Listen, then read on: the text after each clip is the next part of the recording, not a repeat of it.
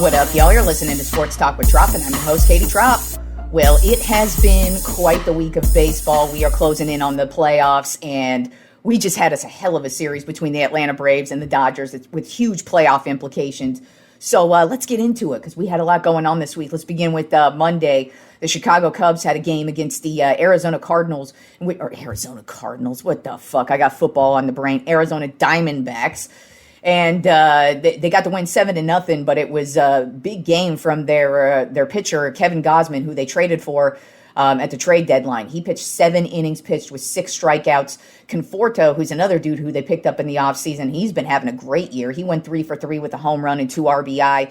And then Kelly also had a home run as well. So big game from the Chicago Cubs in this one. And then also on Monday, Cal Raleigh is finally here. I mean, he's had a quiet season after what he did last year, but he went off this week especially. The Seattle Mariners beat the Philadelphia Phillies 9-2 on Monday, but Cal Raleigh had 3 home runs with 4 RBI on the night, so big night for him. And then J-Rod also had a home run and 3 RBI on the night. Then on Tuesday, the Boston Red Sox got a win over the Miami Marlins 7-3. They went into the 11th inning in this one, and actually Jalen Duran actually had a grand slam in this one. And it was actually the game-winning grand slam, by the way, in the 11th inning. Gasper, he had 2 home runs as well. And then this rookie pitcher that the Red Sox got, Tolley, he has been a strikeout killer these last couple of months, really. He had 5.1 innings pitched in this one with 7 strikeouts and a pretty solid outing for him. I mean, it went into the 11th inning, so obviously it kind of fell apart there, but still, that's just what happens. But he's been having a pretty solid year for a rookie. Then also on Tuesday, Houston Astros got a nice win over the New York Yankees 9-7.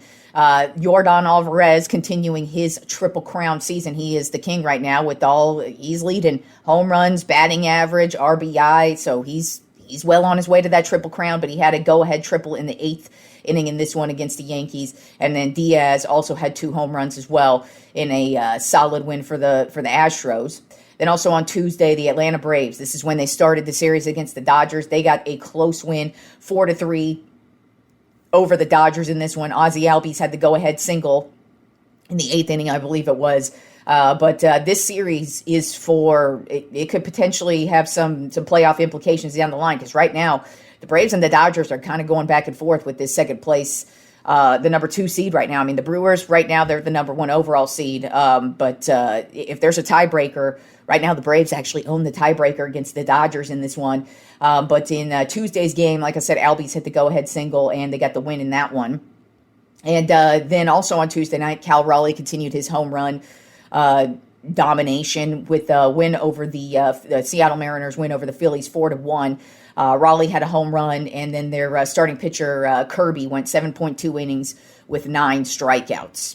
Then on Wednesday, the Phillies actually got the win over the Mariners in this one, 6-0, and Kyle Schwarber hit another home run, his 40th home run on the season. I believe this is 4th year hitting 40 home runs, so that's crazy for his career. And then also Bryce Harper hit a home run as well. He has actually got a 28-game hitting streak going, at least at that point in the season he did. But Harper's actually been having a very quiet, solid season for the Phillies. That's just kind of what I look at with the Phillies. They've got Schwarber and Harper, and then, of course, their pitching. And Luzardo was the starting pitcher in this one. He went 7 innings pitched with 9 strikeouts. And so even though the Phillies are behind the Braves, they've got a lot of depth once they hit the playoffs. That's kind of what I look at with the Phillies. They're going to be a really, really difficult team, I think, for teams to deal with once we hit the playoffs, no matter if they win their division or if they're a wild card. Then also on Wednesday, the Atlanta Braves beat the Dodgers again, 6-5. This time it was Ho-Sang Kim. He had the game-winning hit, and actually what was crazy about his game-winning hit is this dude has not. I think he was slumping where he had 28 straight at bats without a hit, and that was finally his first hit in like a million years. So not only was it a hit, but it was the game-winning hit over the Dodgers. And then also Baldwin went 3 for 4, 2 RBI, and then Murphy also went 3 for 4 with a home run in another big win for the Atlanta Braves. Then also on Wednesday, the Chicago White Sox got a win over the Texas Rangers 10-4. Peters 3 for 4 with a home run. That is actually his 5th game in a row with a home run. And I'm telling you, this Chicago White Sox team, they're in the American League, and the American League does not have a front runner at this point. So I kind of feel like this White Sox team, if they just keep playing scrappy like this, they're going to be a real difficult team to get by. I'm not saying they're going to go to the World Series or anything like that, but I do feel like they're going to be a team you cannot roll over, and they just are. It kind of feels like every time they might fall back, they just keep it moving, and they still have the division lead right now over the Cleveland Guardians. And then on Thursday, the Atlanta Braves got another big win over the Dodgers. They ended up sweeping the Dodgers in this one, so now they own the tiebreaker if it comes down to it for seeding once we hit the playoffs. But the Braves got a win 1-0. Chris Sale pitched one of the best games of his life. He pitched a complete game shutout, as a matter of fact, had 11 strikeouts in this one. And then Drake Baldwin had another home run as well. He was the only run in this game, as a matter of fact, in a hard-fought battle between the Braves and the Dodgers. And that's what I'm saying. This series between the Braves and the Dodgers, to me, basically kind of shows what the National League is going to be come playoff time, where it's just going to be a battle. And even though the Braves got the sweep, it still was a battle. I mean, the Dodgers were in it each and every game. It's just the Braves just played better baseball at the end of the day. So since we are getting close to the playoffs, let's go ahead and recap where we're at on the season. Right now, leading the American League East, and right now would be the number one overall seed in the American League, would be the Tampa Bay Rays. Currently, they hold a 4-game lead over the New York Yankees in the American League East. Then in the American League Central, we have the Chicago White Sox with a 2.5-game lead over the Cleveland Guardians. And then the number 3 seed would be the American League West. Leader right now is the Houston Astros. They have a 1-game lead over the Texas Rangers. They are battling it out, but I just kind of feel like that's what it's going to be, is the Houston Astros are easily going to take that division as we get closer and closer towards the playoffs. And then right now, the American League wildcard spots are the New York Yankees, the Boston Red Sox, and the Cleveland Guardians, with the Texas Rangers, Baltimore Orioles, and the Toronto Blue Jays all on the outside looking in. And then on the National League side of things, the number 1 overall seed would be the Milwaukee Brewers, who lead the Central right now with a 7-game lead over the Cubs. Then the number 2 seed right now would be the Los Angeles Dodgers, who hold a 8-game lead over the San Diego Padres for the West. And then the number 3 overall seed would be the Atlanta Braves, who hold a 5-game lead over the Philadelphia Phillies in the East. And then the wild card teams are the Chicago Cubs, the Philadelphia Phillies, and the San Diego Padres, with the Arizona Diamondbacks, Miami Marlins, and the St. Louis Cardinals all on the outside looking in. So I kind of feel like, as far as the divisions go in the National League, I feel like that's what it is. It's going to be the Brewers and the Dodgers and the Braves. And then wild card, I kind of feel like it's the Cubs and the Phillies for sure, and then maybe the Padres. But we'll see what happens here. And then the American League is just completely up for grabs, in my personal opinion, including divisions as well. So we'll see what happens there. But that's how the playoffs look right now. So let's get back into my 2026 NFL season predictions. I did the NFC and AFC East on Monday's show. So today we're going to do the NFC West and the AFC West. So let's go ahead and begin with the NFC West and how I think that's going to pan out. I have the Los Angeles Rams finishing in first place in the division. Not only do I think they're going to finish in first place in their division, but I think they're going to be one of the top teams in the league overall. I've actually got them going 14-3 on the season, and I just think this Myles Garrett trade puts them above everybody. I mean, they were already one of the top offenses in the league last year, and they pretty much are returning everybody that they had on offense last year. Their defense was already a bunch of rising stars, and now you add in Myles Garrett and potentially adding in Aaron Donald. We don't know. He hasn't really officially said, but it still kind of looks like that's probably going to happen. Whether Donald comes back or not, I still think the Rams are the best team in the league by far, just because they have so much talent at every position. And then they also have, a ton of veterans. They have young guys. They have a good coach. They're just a really good team. And so I'm just expecting them to be one of the top, not only the top team in the West, but I expect them to be one of the top teams in the league overall. Then finishing in second place in the NFC West, I have the Seattle Seahawks. I have them going 10-7. They did just win the Super Bowl, but I mean, that was kind of unexpected. So I don't really have a lot of expectations for them this year. I was overlooking their roster, and defense, they're stacked, of course. I mean, that's what really led them to the Super Bowl last year. But I will say running back is definitely going to be a problem for them this year. They did lose Kenny Walker, who was the Super Bowl MVP. And even though he suffered injuries throughout his years with the Seahawks, he really was a huge offensive force for them. And I was just looking at Charbonnet, he's starting the season off on the injured list. So he's not going to be starting the season off healthy. And I was looking at the rest of the running backs. I'm like, who are their running backs? So I feel like that's going to be a big problem for them. They also already have injury problems heading into the regular season. So I just kind of feel like they're going to start off slow and then maybe really get going once the season ends. I don't think they're going to completely fall off the face of the earth, but I don't expect them to really be a dominating force like a Super Bowl champion may be. Then finishing in third place in the NFC West, I have the San Francisco 49ers. I have them going 9-8 this season. They already have a ton of injury issues. Practically everybody is injured on this roster. A ton of the receivers are injured. They just added Mike Evans in the offseason, and I felt that was a huge addition to the team because Mike Evans is a A-plus receiver. But he's injured. And then you've got a whole bunch of other receivers injured. Parasol already done for the season, so they don't have him. And Christian McCaffrey, is he going to be able to stay healthy all season? He stayed healthy for the most part last year. Is that going to happen this year? We already have Kittle coming off of an Achilles injury. I just kind of feel like this Niners team is going to be in a lot of injury disarray, and I just don't think they're going to be able to get their footing, and I just think they're going to have a lot of problems, especially being in the same division with the Rams, where, like I said, I think the Rams are the most talented team in the league. And, I got them going 14-3. So that kind of tells you I'm pretty much projecting them to be like the number one overall seed. So I just feel like the Niners, they already have a ton of injury issues as it is right now. And I don't think it's going to get better as the season moves on. And then finishing in fourth place in the NFC West this year, I have the Arizona Cardinals. I have them going 2-15 because I looked at this roster and I was like, whoa. This team is garbage. They are not a good team at all. Defensively, trash. They have a couple of guys on offense you could go, oh, yeah, he's talented, like Marvin Harrison Jr. They've got this new running back. I think his name's Jeremiah Love. I know his last name's Love, but I'm pretty sure it's Jeremiah. Either way, he's looking like he's going to be a solid dude. And but I have no expectations for this Arizona Cardinals team. And like I said, it sucks for them because they're in a division with the Rams, who are probably going to be obliterating them in both matchups that they face off against each other this year.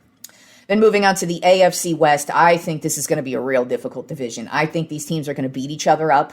I actually wouldn't be shocked if we have two teams head to the playoffs from this division because I just think there's a lot of talent. And then I look at teams that could be rising. And then, we had a team last year who was already rising. So I just think this is a real good division. But I don't think it's going to be dominated by who it normally is dominated by. As a matter of fact, I think the team that it's normally dominated by is actually going to take a step back again this year. So let's start off with who I think is going to finish in first place in the AFC West.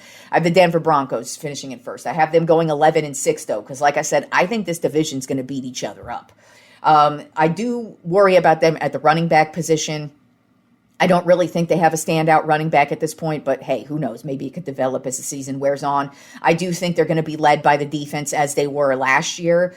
It also, you got Bo Nix coming off of that injury. Is he going to have to kind of work his way in, kind of get his legs under him, if you will, for like the first month of the season. So maybe that'll cost him a couple of wins to start the season. But I still think they're basically going to build off of what they had last year. They were a really good team last year, and I think they're going to kind of take that into this year and be an even better team. Sean Payton always gets the best out of his players, so I expect him to continue to do that. And I have Denver winning this division in a very close battle between the second place team, as a matter of fact. In second place in the AFC West, I have the Los Angeles Chargers. I have them going 10-7. And the reason why is just because I really do actually trust the Broncos more than I trust the Chargers. If you look at the Chargers' history, you just charger yourself. And when you charger yourself, that means you completely blow your wad and do shit in the playoffs. You're just a team that never goes anywhere, never does anything. You always have expectations. And then they always fall short. So that's why I can't have them winning the division over the Broncos, because I trust Sean Payton more. I trust the Broncos just as an organization more, and that's just how it is with me. But I do think the Chargers are going to be a better team this year.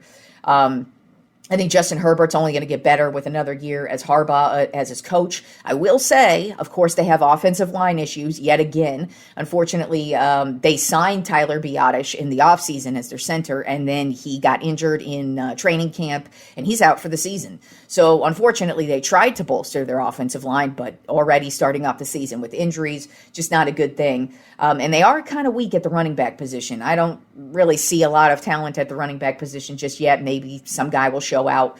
But I kind of feel like this team is going to be battling it out with the Broncos for the division. I feel like it's going to be one of those division battles where it could come down to the last game of the season or a matchup between the two of them. But I definitely think they're both going to be battling it out for this division, and I wouldn't be shocked if both of these teams make the playoffs. But I do think the Chargers are going to improve in the second year under Jim Harbaugh. Then finishing in third place in the AFC West, I have the Kansas City Chiefs. As a matter of fact, I've got them going 8-9 because I just kind of feel like this is going to be a very mediocre season from them. You know, you got Mahomes coming off of an ACL injury that he suffered towards the end of the season. So it's inevitably going to take him some time to get his legs back under him. It always does. I've watched many guys play with ACL injuries or hell injuries just in general, and it does usually take them about a month to really kind of start feeling themselves. And I got to say, I don't think the Chiefs did anything to help him out when it comes to the offensive line. That was a huge issue for them. It's actually been a huge issue for them for a lot of years, especially the years where they don't win a Super Bowl. When they win a Super Bowl, they tend to have at least a pretty decent offensive line. But the years they don't win a Super Bowl, and especially last year, they didn't have a lot of talent on the offensive line, and I just kind of feel like they did him no favors this year. Then I also look at the wide receiver position. You have Rashee Rice, who just can't stay out of trouble and just is always having issues, and it's just like he just is such a detriment to this team. He's very talented, but he just is to me, he's just a waste. He's just a stupid fucking waste of space, and I think he's just a waste. I don't like the dude at all. I think he's a stupid idiot, and I just don't think I don't think he's really worth the time, and I don't think he's that great of a receiver where he's going to show out and step up for this team.